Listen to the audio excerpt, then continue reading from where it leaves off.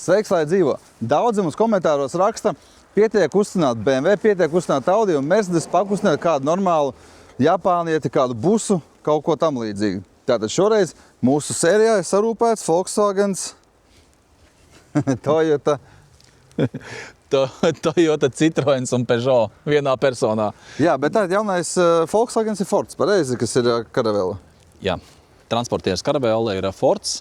Vienīgais multivans ir multivans, teiksim, jā, bet Caravelle un tas ir Fords, jā. Jā, tāpēc es arī viņu sajaucu, jo manā uzturē tie visi jaunie aparāti slēpjās apakšā viens un tas pats, tikai mainās priekšā restes stūri un kaut kas bišķi kabinetā pamainās.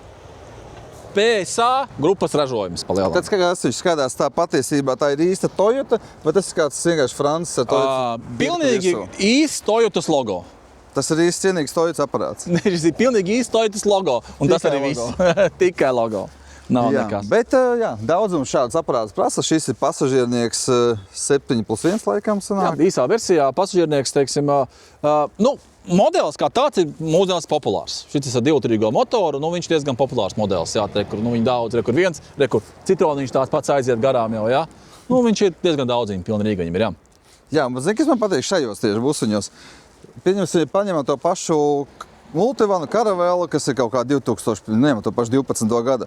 Tie ir īsti busi, viņi augstie. Tad šitas ir starp tavu iecīnīto Voyageru un starp īsto busu kaut kur pa vidu. Es vairāk šo salīdzinu, nepareizi salīdzināt, bet ar jauno Multivanu. Jaunais Multivans vairs nav tas bus. Jaunais Multivans ir tagad jau malīts tāds liels šariks. Jā. Tā kā šis pēc izmēra ir jaunajam Multivanam līdzīgs, teiksim. Iepriekšējā Multivana galīgi ir tāda jau lielāka antennā kaste. Šis jau ir savādāks, jā, protams. Jā, un bez pieļauju iespēja, ka ar šādu būtu foršāk pārvietoties pa Eirobraukt slēpot izbraucienos, viņš tomēr nav tas super augstais buss un pa šosei vējos viņš neplīvosies. Kā ikdienas mašīna. Protams, šis ir īsā versija, ir arī garā versija viņam, jā?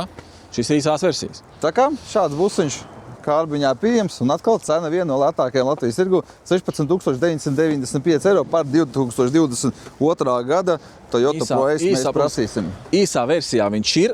Skaidrs, ka, teiksim, par baigi ietilpīgo es nosaukšu to īso. Tā kā man viņam tagad nāk. Kāds meklē attaisīt vaļā, tad reklāmas pārdošanas ar citu foršu.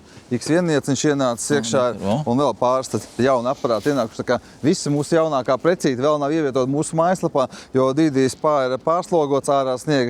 Mēs nespējam mašīnīt samazgāt. Tā kā, ja tu gribi atrast kādu mašīnīti un neredz viņu mūsu mājaslapā, zvani Kārlim. Kārlis atbildēs uz visiem jautājumiem, jo pie mums uz vietas ir vairāk mašīnas nekā tās ir avīzēs visur ievietotas. Tā kā vairāk auto var atrast pie mums uz vietas. Tā kā brauc pie mums, ja tu gribi samainīt savu mašīnīti, dodies pie mums, mēs tev mašīnīti novērtēsim, izteiksim savu piedāvājumu, pa cik mēs varam atpirkt viņu un varam veikt uzreiz darījumu. Un, protams, finansējums arī būs nepieciešams. Mēs varam sakārtot finansējumu līdz 40 000 €, sākot ar 3,9% likmi. Tā kā, un šim busiņam arī finansējums ir pieejams, maiņas vispārējais. Tātad, ko es uzreiz atzīstu kā vērā ņemam labu lietu?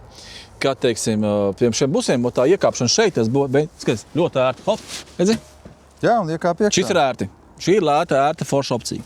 Kas ir ar vietu skaitu aizmugurē? Tu zini, normāli, patiesībā. Man izskatījās mazāk, bet ir tīri ok. Nav tā, ka īsais un garais atšķiras tikai bagāžas nodalījumā? Es domāju, ka pasažieriem tas neko dzīvi nemaina, tikai maina bagāžas. Varētu būt drīzākais, jā.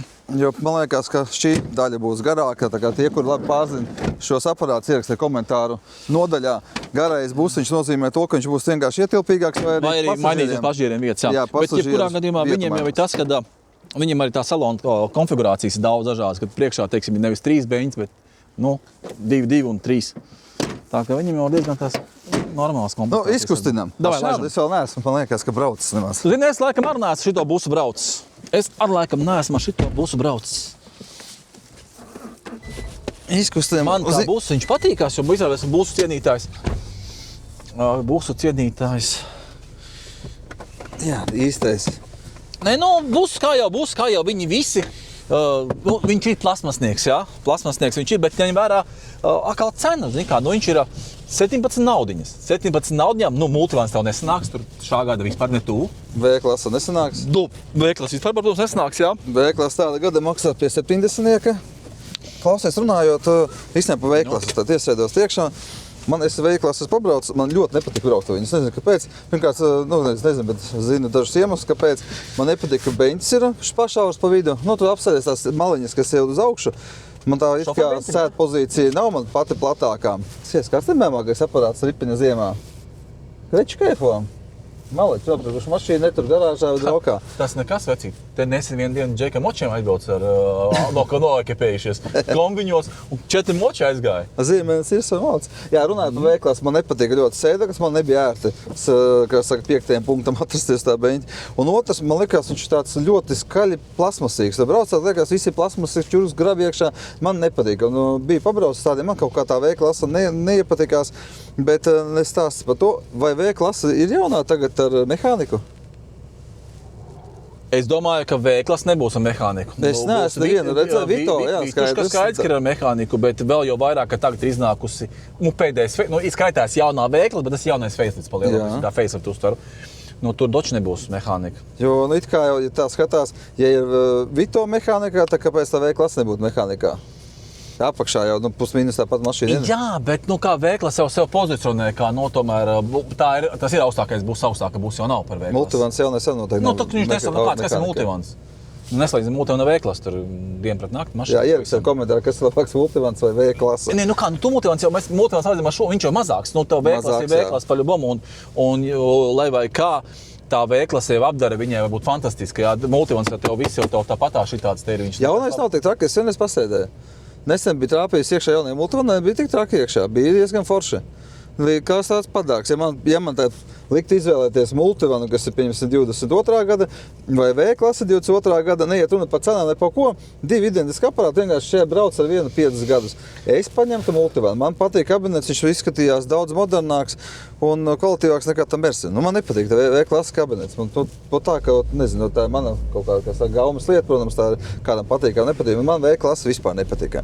Bet tajā momentā es izvēlētos multivanu. Tā kā ierakst arī komentāru nodaļā, kuru tu izvēlētos aparātu, multivanu vai V-klasi, lai nobrauktu 5 gadus un pēc tam atdot atpakaļ, ar kuru ripināt.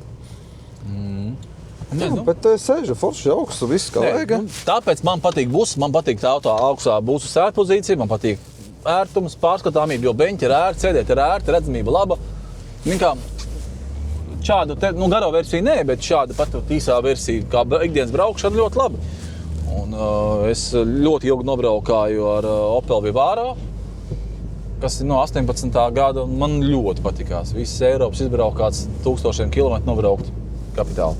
Kas ar šiem pa dzinējiem iekšā? Divtrīgais skaidrs? Šitam ir divtrīgais, jā. Kas to ražo? Citroen, Peugeot vai Toyota? Paskaties uz šo te skaļumu pārslēgu. Renīts. Tev vēl ir kaut kāds jautājums, kas tas tāds ir? Tātad Renīts, pat cik ir, Renīts ir no labākiem dzinējiem. Renītiem dzinēji nav slikti. Tu zini, ja būsim pavisam godīgi, bišķi neteikšu, kad ir. Tagad ir jaunais tas 1.5 kaut kāds tas dīzels, laikam bija 1.5 dīzels. Man ir bijusi vesela čupums arī, kas ir dotas iekšā. Tie Toyotas Pro Ace un Citroens, tas pats XTR, kas bija tas jocīgais. Viņiem visi motori bija mainīti. Viņiem uz līdz 100,000 motors. Tas šitams ir 70, tad ir mainīti. Šim ir divtrīgais. Tas ir divtrīgais. Tie 1.5 motori, viņi ir problemātiski. Bet tie 1.5 ir tie paši, kas Mercedes nāca taču. Vai tie jau atkal citi ir? Jo Mercedes bija 1.5 Renault dzinējs iekšā. Jā, es nezinu. Mercedes C-klasēm, Āškām bija mazie 1.5, tie bija tīri Reņa dzinēji iekšā. Tas ir Reņas, jā. Bet tiem, kas nāk, šitiem visiem proeisiem, tas jaunais viņš tur plīst, Buģsdorov. Neteikšu, ka būs labs. Tas vecais 1.5, kas tur visos senikos taksis miljonieks, tas bija kapitāls, bet tas, kas šitiem te nāk iekšā, tur viņš ir tāds. Un man arī vienam manam paziņām viņš nopirka jaunu, šitādu te ar divnieku nopirka. Tā arī bišķiņ ar visiem EGR-iem, DPF-iem pačakarējās jaunai mašīnai, jaunai. Tā kā jā, kas kaut ko bišķi vairāk saprot no tehnikas, ieraksta komentāru nodaļā. Šie dzinēji uzticami skaitās vai tomēr?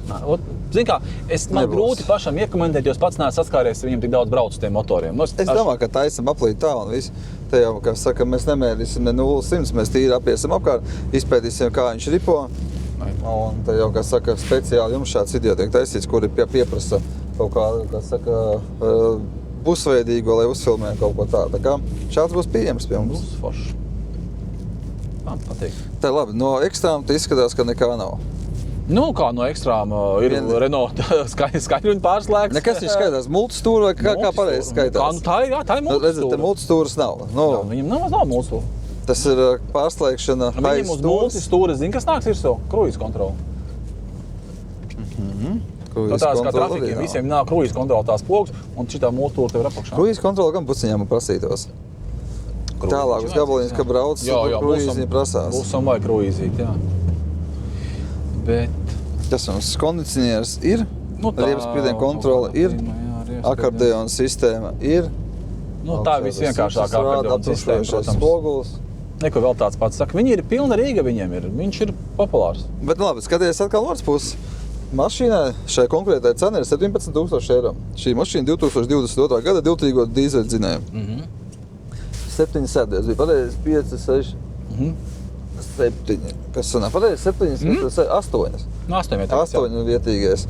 Tad ierakstām komentāru nodaļā, ko var par 17 000 četrgadīgu no busiem. No pasažieriem. Jā, pasažieriem. Nebūs. Tas ir tas, ko viņš arī maksā. Jā, nebūs. Te viens tās pa tūmā. Tur, vai man tad būtu ideja, pirms, ja man tā kabatā ir, runājot 20-nieks. Vai es ietu pirkt vecu multivanu par 20-nieko 14. gada? Nekādā gadījumā. Es rāpjos iekšā 22. gada Toyotiņā, braucu ripini. Protams, gribētu es automātu. Viņš ir iespējams automāts. Tas viss te ir tās opcionāli, viss ir iespējams. Bet zini, kas ir vēl tagad? Viņiem tagad ir pēdējais jaunais facelifts, un viņiem tagad nāk 2.2 dīzels iekšā. Tas arī kaut kāds jaunais PSA motors. Cik tas labs, cik nelabs, to es nezinu, bet jaunākiem nāk tagad 2.2 dīzels iekšā. To laiks parādīs. Bet katrā gadījumā, ja man te pa 20 jāpērk busuņu, es, protams, skatītos nobraukumu un izlaidumu gadu, tad 22. gads. Pasāka mašīna 4 gadi tikai, un nobraukums 170 000. Ņem vērā, teiksim, 17. šis tās papliks. Ja viņš būtu pilnāks, tad 25 maksā. Ar divvietīgo beņķi aizmugurē, un tev lielie ekrāni, automāti un tā tālāk. Griez kā gribi, viņš maksātu ap 20. Stabili 20. Vairāk maksās. Jo es skatījos visās iespējamajās avīzēs Baltijā, un neviens zem 22 pat vispār nekā tāda forša nebija. Varbūt es pat normāli, labi nokomplektēts 25 maksā. Viņš 20 tev kaut kur maksās. Bet, jebkurā gadījumā, no tas pats transportieris, karavēle, kas, viņš tev nesanāks tajā budžetā tāda. Jā, šitas ir īsts aparāts, kas saucās tie šatli. Savāk no lidostas mājā. Šatlis, protams, būs garais. Garais, jā, bet labi, bet taksim šitas būtu ideāls, es domāju. Kā pilsētas taksim? Jā. Šitas tāds īsts taksometra variants, kas gribēs sev iegādāties taksītam. Super aparāts. Iekrauti iekšā, kā saka, daudz mantas var. Es viņu daudz neiekrausi, tā īsā pakrāt. Jā, bet es viņu nosauktu par piecietīgu aparātu. Kad, piemēram, mēs esam ģimenē 4 cilvēki, un tā, kad mēs ceļojam, mums ir 3 kofri lielie līdzi. Un no lidostas reti, kurš vispār tos 3 iekārdāt, iepakot mašīnā. Pēdējo reizi mēs braucām ar Dacia. Kas tā Dacia? It kā universāls, bet pakaļ garāka vēl paliek. Jaunais, kas bija 24. gada, 25. bija jauna mašīna, bija vedama mājās. Garais, kas mums tas tāds bija kaut kāds? Ne Sondero, bet kas viņš tur skaitījās? Nē, bet kočijā kaut kāds tur. Jā, jaunā Dacia, viņa iekšā ir parasts universāls, bet uz aizmuguriņa tā kā paliek lielāka, izskatās, tā kā izšķelt patrona. Un sakrāva, 3 koferis ar ratiem iekšā sakrāva, bet tā parastajā vieglajā diez vai varēja iekraut to visu iekšā. Un šitas priekš 5 cilvēkiem perfekts aparāts. Izņem aizmugurē rindu, jo sanāk ļoti daudz liela kravas nodalījums. Jā, tā kā priekš 5 cilvēkiem ar lielu bagāžu perfekts aparāts. Es spēju baigi spolē, diezgan pat spolē. Švaki tur. Katrā gadījumā, jā. 17 naudiņas, 2022. gads, 2.2 dīzelīts. Kārbiņā pieejams. Viss foršs aparāts. Pa faktu man patīk. Jā, jautājums, vai es sev, ja es pirktu šādā budžetā mašīnu, es noteikti viņu izskatītu kā savu iespējamu variantu. Jā, tā kā varbūt tās kādam, kuram vajag mehāniku, tieši būs variants. Apzors labs. Logi lieli, visi forši. Tādā ziņā. Ejam attaisīs motori, pastīsimies. Diezgan ātri uzsila, diezgan silts patiesībā. Ko mēs tur paredzēsim? Tur jau viss tā kā. Tas interesanti loks. Kam šī arī bija? Škodām bija rumsteriem vai kam bija? Rumsteram bija, jā. Pusloks gāja uz augšu. Īstās franču skaņas kuļuk pīk, kuļuk pīk. Atceros, ka mēs taču agrāk, kad saules pusiņu ziemā driftējām pa ielu, iekāp iekšā šitās skaņas, tik kuļuk pīk, viss pīkstēja tur. Kuļība jākas.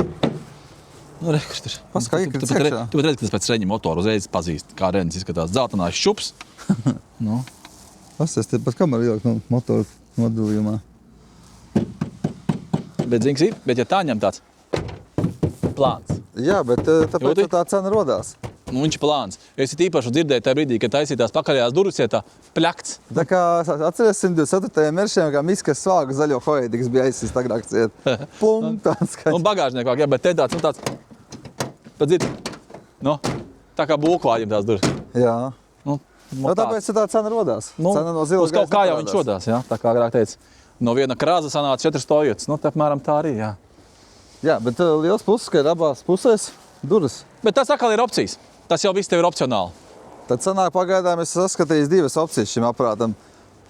Pasažiernieks un divas durvis aizmugurē. Jā, jā. Nu, viņš ir vairāk jau kā vieglā, kā ikdienas mašīna. Viņš nav tik buss liels. Bet kā ģimenes aparāts būtu ļoti ideāls. Noteikti. Nu, ko? Noteikti. Tiem, kas gribēja busiņu apskatīt savā apskatiņā, lūdzu, saņemat, priecājieties un ierakstām komentāru nodaļā. Jums patīk šāds Toyotiņa 22. gada vai labāk, tomēr kā 15. gada Karavēla. Viņa īstenībā Karavēlē, kas viņa transportieriem varētu likt blakus vai Karavēlē? Karavēlē drīzāk transporties ar pavisam prasts. Jā, tā kā ieliec šeit viņi, ka laika un čau, čau.